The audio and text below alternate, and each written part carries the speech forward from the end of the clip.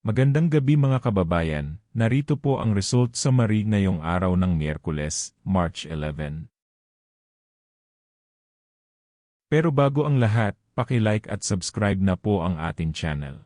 Maraming salamat po. Para sa 2D Lotto, ang resulta sa 2 p.m. draw ay 17 at 13.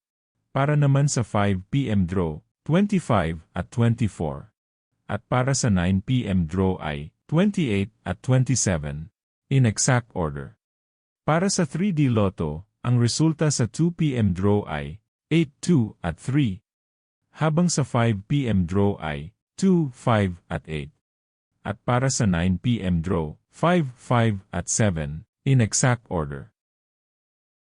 Para sa 4D Lotto, ang winning combination ay 2, 9, 7 at 0. Para sa last 3, 9, 7 at 0, at para sa last 2, 7 at 0, in exact order.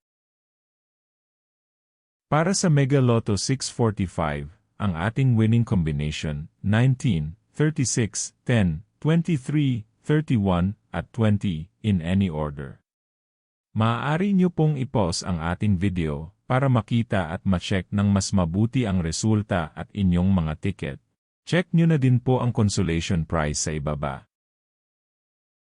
At para sa Grand Lotto 655, ang ating winning combination ay 50, 24, 34, 21, 45, at 3 in any order. Muli, maaari nyo pong i-pause ang ating video para sa pag-check ng inyong mga ticket at panalo.